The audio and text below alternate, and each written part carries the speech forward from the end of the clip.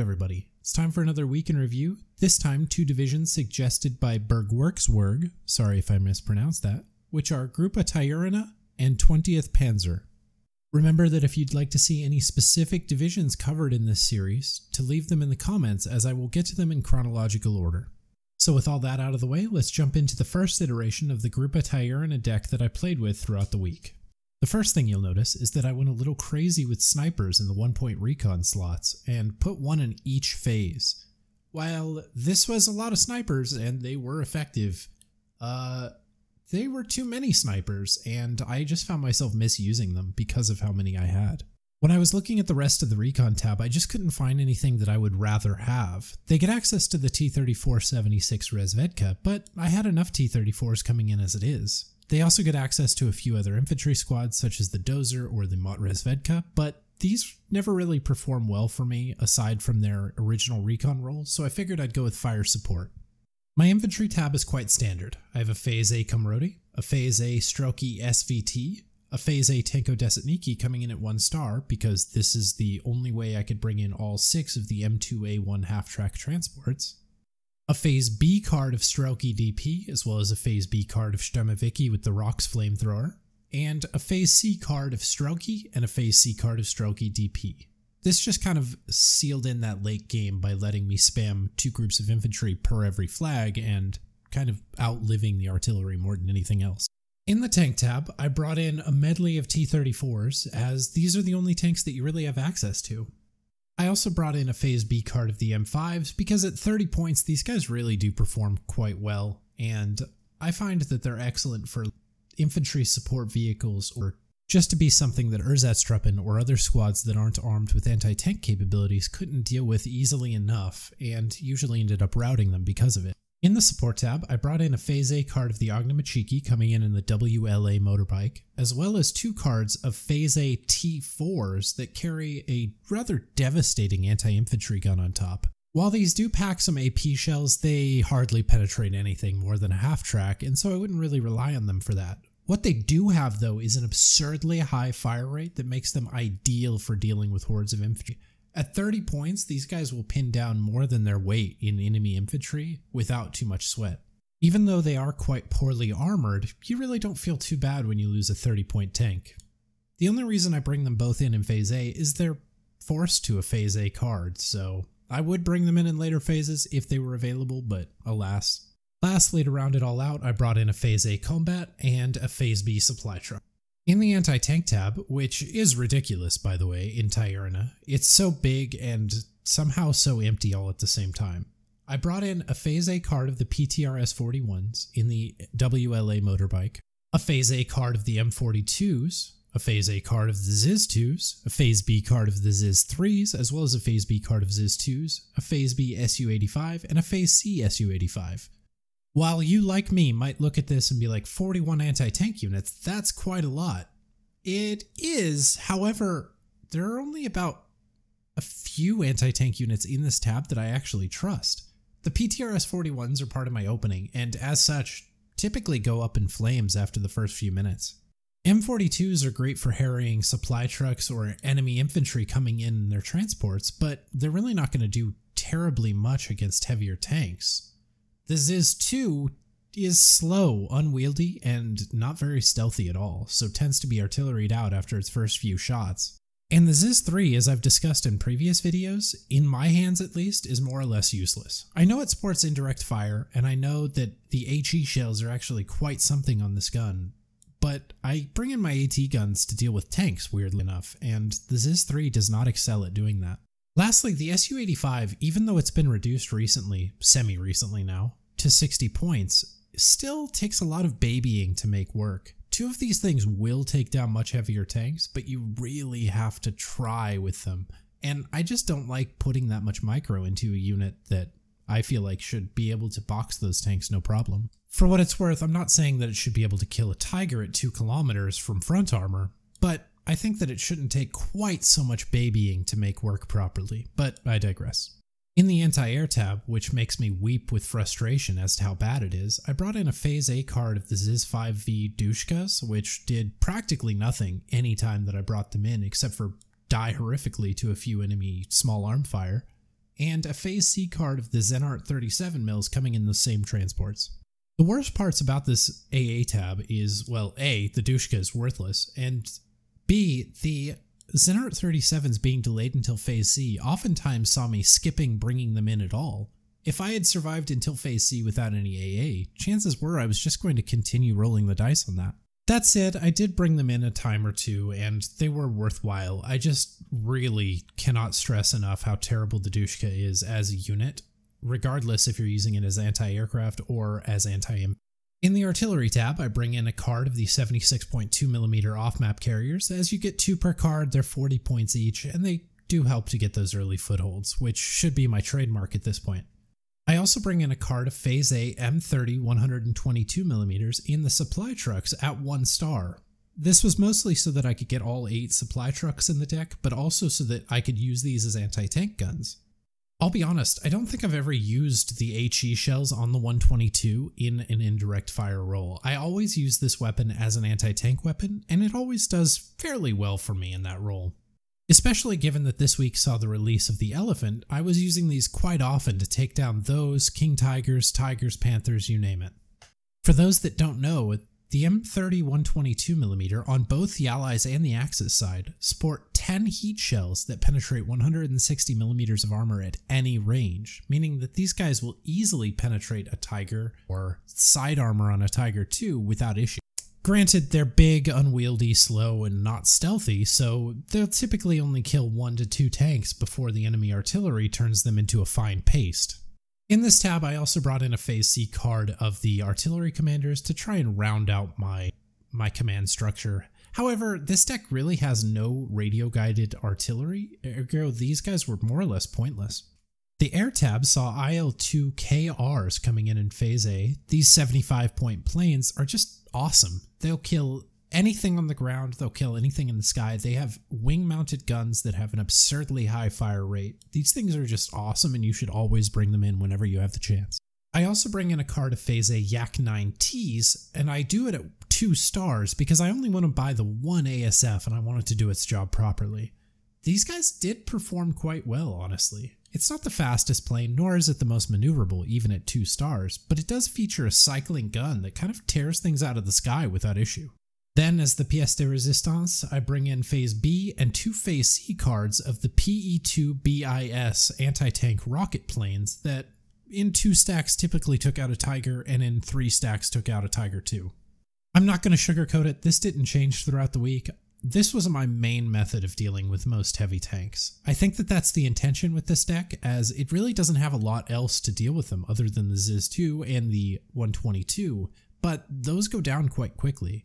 I found quite a few times throughout the week that I was just running these in sort of 8 stacks to take out Ferdinands or Koenigs Tigers wherever I saw them. Moving on, let's look at the deck at the end of the week.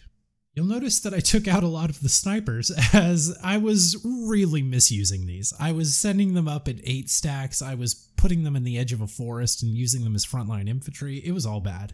So I changed them out for the BA-10 to try and keep up with my opening, maybe score a few kills on infantry. This deck also saw quite a big change up to my command structure in that I completely removed it. There was nothing in this deck that really benefited from having command, so I just kind of took it all out. I changed it out in the infantry tab for Sapri PPSH, that way I could get more spammable units to the front lines in the opening. I think this deck's biggest strength is its ability to field a massive amount of things without really spending too many points on those things. So you're able to cover a lot more ground than another deck that would have to spend much more to send units forth. So with that, I just kind of steered into that skid. The tank tab saw no changes, however the support tab saw me drop the combat, pick up a card of SG-43s in Phase A to change out for the combat, and a Phase B card of the 52P 353 76.2mm anti-infantry guns. And I bought these at the expense of the 1 sniper card and the 1 AA card that I dropped.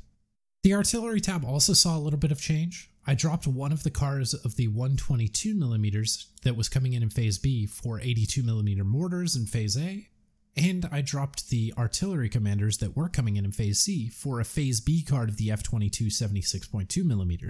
Now, the F-22 is a lot of things. Unfortunately, none of those things are very good.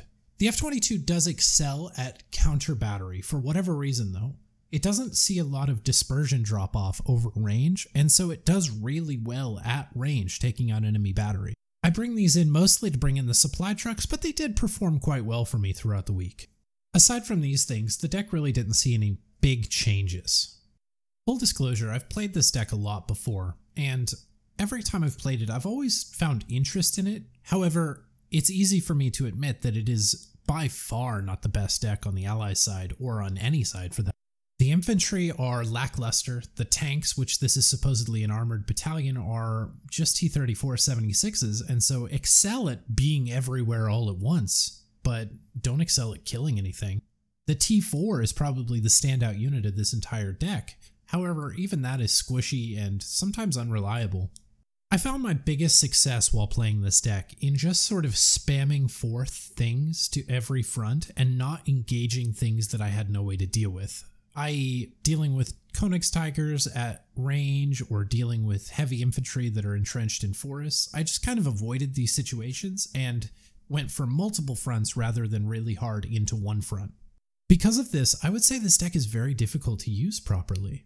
It requires a lot of multi-front micromanaging, and as such, I think it would be very good in a 1v1 scenario, as you're able to get almost twice as many units on the field as most Axis divisions, or even some allied divisions, just by spending the same amount of points. The units that it brings in are good. The ZiS-2 is good enough, the T4 is good enough, and the T-34 is good enough if you use it properly. However, none of these are really standout huge units, such as like the IS-2 or the Königstiger, that are just going to win a front by themselves and then have support units rallied around them. More, this deck is used as sort of a support role as itself. It really excels on times where you are not expected to hold an entire front by yourself, but instead can help an ally by just spamming these sort of supporty T-34s or Strelky into cities, or even covering a hill in anti-tank guns, which this deck is basically bathing in. Something I really wish this deck had, and it's really weird that it doesn't given its abundance of anti-tank units, is a Panzer team of some sort, whether it be Razvedka or an actual Panzer team in the anti-tank tab. As it stands, they only have the Faustniki, which are terrible in every single way and shouldn't be brought in under any circumstance, according to me. The PE-3 rocket planes are probably the best part about this deck, as they're ridiculously resilient, more often than not drop their munitions, and more often than not survive dropping them on top of heavy tanks that you're struggling to deal with. The one thing that this deck really lacks, though, is any sort of HE bomb capability. There is a PE-3 card that brings in anti-infantry rockets, but these guys are kind of weird and I don't really like rockets all that much. Other than that, they have the Tomans, but I'm not about to be a biplane swarmer. I'm convinced that the Tomans would only work in a 1v1 scenario or on a front that is absurdly stretched. These guys travel so slowly that sometimes enemy tanks can shoot them, let alone enemy anti-aircraft weapons or enemy planes. Overall, with all that in mind, I would put this deck at fairly difficult to play in a team game scenario. It's excellent at those sorts of supporting roles or mid-ranged engagements, or even close-ranged engagements given their Sturmoviki rock. However, if you're ever locked into a long-ranged engagement against an enemy tank, or in a close-ranged engagement against really good enemy infantry such as Fallschirmjäger or Begleit series infantry, you're just going to lose that engagement. I feel that with all that, there's no deck that better describes the Russian mythos during the early parts of the war of just spamming infantry all over the place, regardless of how poorly armed they were. A large part of the difficulty of playing this division, especially in team games, comes from the fact that your units are more or less just one use. Enemy artillery will kill your M31-2s, it will kill your ZiS-2s, and it will kill your ZiS-3s. There's almost no way to avoid it. The guns are just too slow to move. Any sufficiently overpowered anti-air tabs, such as the ones found in 20th Panzer or Hitlerjugend, will shoot down these planes. That's without a doubt, and so that shuts down a lot of your capability to deal with enemy tanks at range. However, a lot of the fun for this division is found in the fact that if you have someone you're playing with, for example, or if you're playing in a supporting role on a smaller map than the number of players would normally warrant, then these guys are awesome. They really excel at that supporting role. They excel at sending hordes of infantry in where another deck might not have a horde of infantry. They excel at sending T-34s in where another deck might specialize in long-ranged engagements with heavy tanks or such not. I would just stay away from using this if you feel uncomfortable with your own ability to hold down an entire front with memes, more or less. Moving on, we have 20th Panzer, and my first iteration of that deck throughout the week. In my first iteration of this deck, I brought in the Recon tab an Off-Clower Panzer 3M, because the Off-Clower Panzer 3M is ridiculously good. Any Panzer 3 that you can get is ridiculously good in any deck. That's full stop, that is a full sentence, and they're amazing. In fact, I would submit that the Panzer 3M and the Panzer 3L probably need a little bit of a nerf, as they're so inexpensive for what they bring in that it's a little bit silly. The Panzer 3 series almost all sport a 150mm penetration APCR round. On top of that, these are typically faster than most Panzers and sport an absurdly high fire rate. With a 150mm penetration APCR shell, at sub 1 kilometer engagements, these guys are the bane of Russian heavy tanks. As I've said in a previous video, the first time I saw a Panzer 3 roll up on me, it was against an IS-2 engaging it at 200 meters. Being that I thought the Panzer 3 was a weak unit, I was like, oh, well, just fight these Panzer 3s, and then within 2 shots, the crew had bailed out of the IS-2.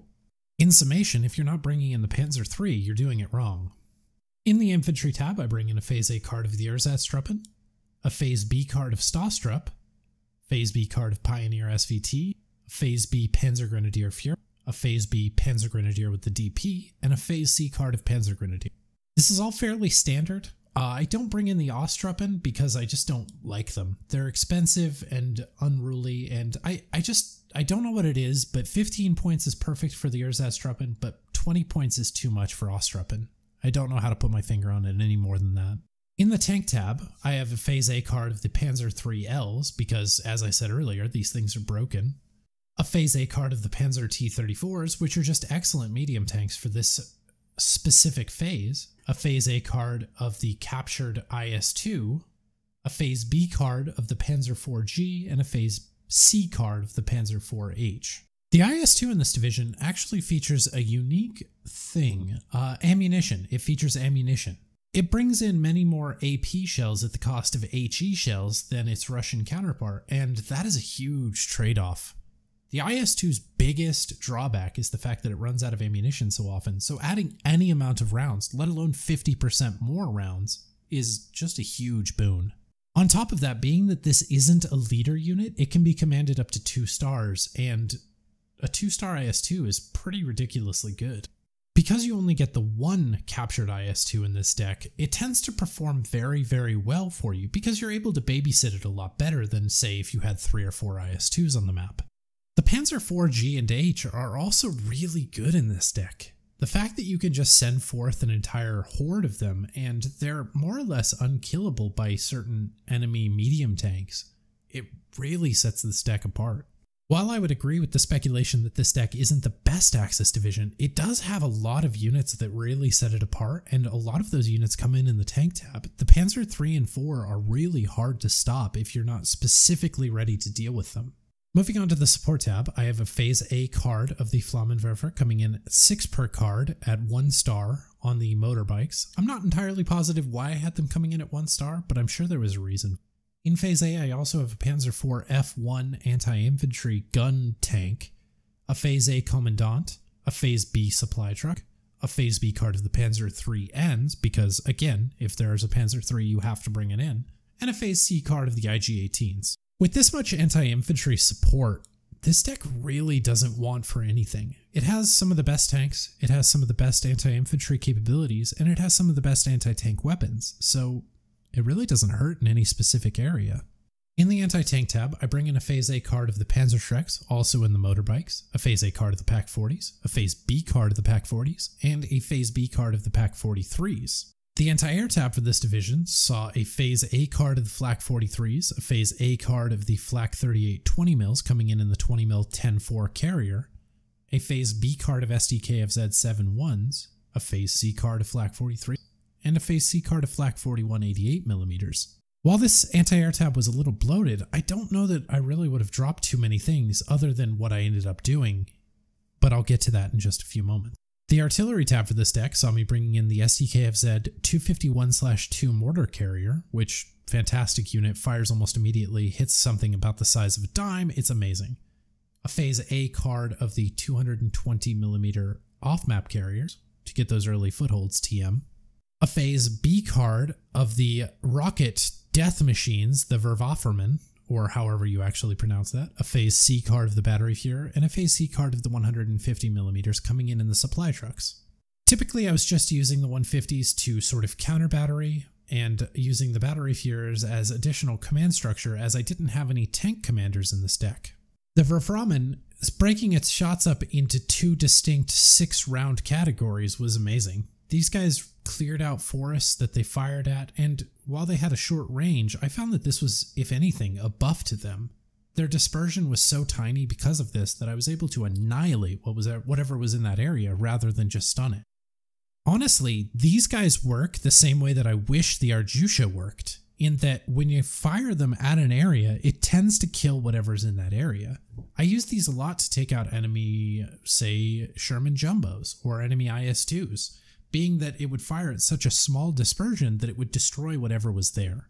In the air tab, I bring in a Phase A card of the Ju-87 DTAC-5 cluster bombers, as this is when you're likely to see the least enemy AA coverage over those heavy tanks, a Phase A card of the ME-109 GTAC-2 R1s, an ME-109 GTAC-2 R2 in Phase B, and an ME-109 GTAC-2 R2 in C. Fairly standard air tab, and I'll get more into why this air tab was so good later on in my summation of this deck. At the end of the week, this deck saw very few changes, but the changes were noticeable.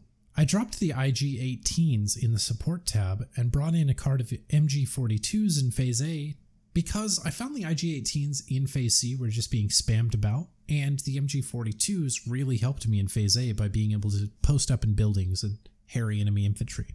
The anti-tank tab also saw the pickup of a Phase A PAC-184, which is practically just an M42, just to pick up enemy infantry transports or light vehicles that we might come across without spending an entire PAC-40 to watch an area. I afforded this by dropping the SDKFZ 7-1 from the anti-air tab, as this deck really works well stationary, and so the 7-1s just kind of didn't have a purpose. Now's a good enough time for me to mention I was bringing this deck in the V for Victory deployment type, mainly so that I could get that early push potential and keep that late game anti-juggernaut potential also. While this did give me a fairly weak Phase B, and being that I had some very expensive units coming in Phase B that was kind of tough at times, I found that this was probably the way to go. Oftentimes when fighting a V for Victory deck, I find that people don't push every advantage in Phase B, thinking that I have something brewing just around the corner and not thinking about how small my deployment is during that phase. Because of this, I almost get a 10-minute break from the combat while I just shore up my defenses by bringing up anti-aircraft weapons, bringing up artillery, or bringing up some small anti-tank weapons to try and cover more open ground. Then comes Phase C, and I'm back to being more than a balanced deployment anyway. The Panzer IIIs all did fantastically in this deck, but if I had to pick a standout tab, it's the air tab. So the air tab in this deck, much more so than any other deck that I've played, really snowballs hard. Each bombing run that the ME-109s get away with is practically free points, meaning that each and every time I bring them in and they bomb something, I'm just getting away with more and more, and it's harder and harder to stop them. I've noticed this both when fighting against 20th Panzer and fighting using 20th Panzer. The ME-109s are so ridiculously efficient that they typically bomb whatever it is they were aiming at to death and force the enemy to spend points to replace that unit rather than bring in anti-aircraft weapons to deal with the ME-109s in the first place.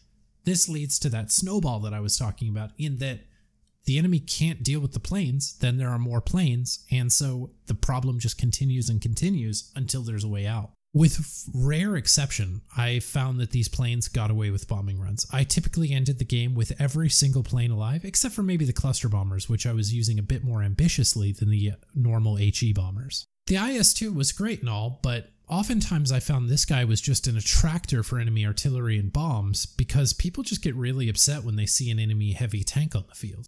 Because of this, you have to keep it moving a lot more often than I'd probably like, but all in all, being that it was taking a lot of that proverbial flak for my other units, it really did open up a lot of avenues of attack. On top of this, the 220mm off-map carrier, albeit only having 2 shots, opened up a lot in Phase A. This thing just demolished its way through enemies, regardless of who they were.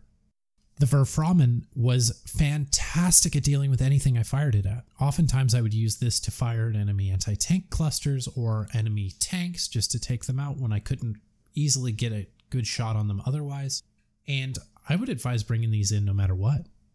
I found that the biggest thing I didn't use was the anti-tank tab. The Pak-43s are amazing and I wouldn't take anything away from them, but I found that the areas I was liable to fight for with 20th Panzer oftentimes didn't see enemy IS-2s or Sherman Jumbos, which I typically use these Pak-43s for.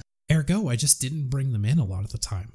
I don't think you should ever skip bringing them in. These things are fantastic, and you would be remiss if you found a situation where you needed them and didn't have them. However, I just didn't end up using them all that often. I find that 20th excels at certain areas where other super heavy decks don't typically go.